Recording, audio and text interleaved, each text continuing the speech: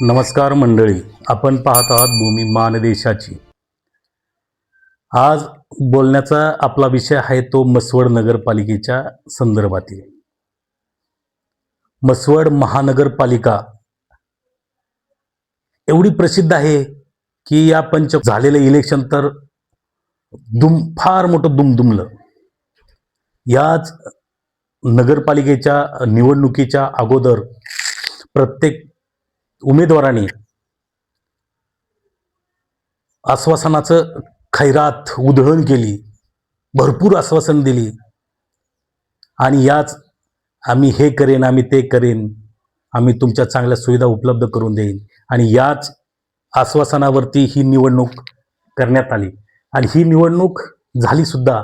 आणि याच आश्वासनावरती ह्या निवडणुकीमध्ये उभे राहिलेले सर्व नगरसेवक चांगल्या मताच्या फरकाने निवडून आले सुद्धा।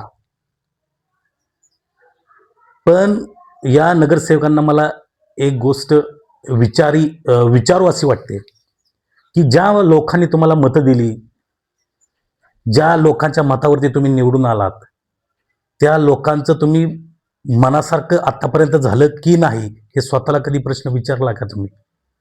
आज जवळपास 6.5 ते 7 महिने या इलेक्शनाला कंप्लीट होऊन गेले, तरी सुद्धा या 6 ते 7 महिन्यात नगरपालिकेमध्ये इकडचं पान तिकडं झालेलं नाही।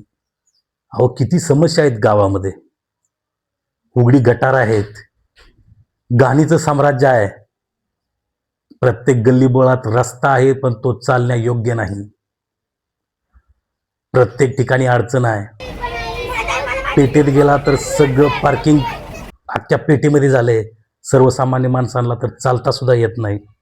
शाळेत जाणाऱ्या मुलांचं, शाळेत जाणाऱ्या बसेसचं 20-20, 25-25 मिनिटं त्या बस लेट होतात। कशामुळे लेट होतात?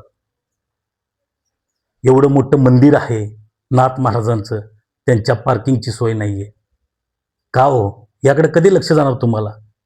आणि त्याच्याही पेक्षा वेगळं एक मला असं सांगा वाटतं की आता जो ठाऊ घातलेला चांदणी चौक ते पोलीस स्टेशन पर्यंतचा जो रस्ता आहे, तो रस्त्यासंदर्भात याच रस्त्यावरती एवढं ट्रॅफिक होते, एवढी माणसांची रहदारी आहे, याच रस्त्यावरती पोलीस स्टेशन आहे, आपली मराठी शाळा आहे, क्रांतीवीर रंगनाथ अण्णा नाईकवडी ही एक शाळा आहे, SBR कॉलेज आहे। यामुळे या रस्त्यावरती मुलांची आवक जावक भरपूर आहेत। याच रस्त्याने एका शिक्षकाचा जीव घेतला आहे, हे तुम्हाला माहीत आहे की नाही मला माहीत नाही, परंतु तुम्ही कधी लक्ष घालणार की अनेक बळी तुम्हाला पाहिजेत त्या रस्त्याच्या संदर्भात?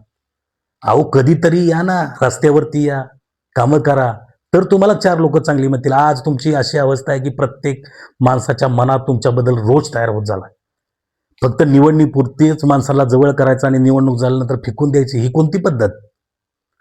अहो शिवसाहेब, जरा थोडंसं तुम्ही प्रत्येक रस्त्यावरती जाऊन बघा, प्रत्येक माणसाला भेटा आणि त्या माणसाच्या वेदना जाणून घ्या। 10-15 दिवस अजून पाणी येत नाही आणि ही केवढी मोठी शोकांतिका आहे। कोट्यावधी निधी नगरपालिकेत तुम्ही पाण्यासाठी खर्च केला आणि माणसांना 10-12 दिवस पाणी मिळत नाही। वाह!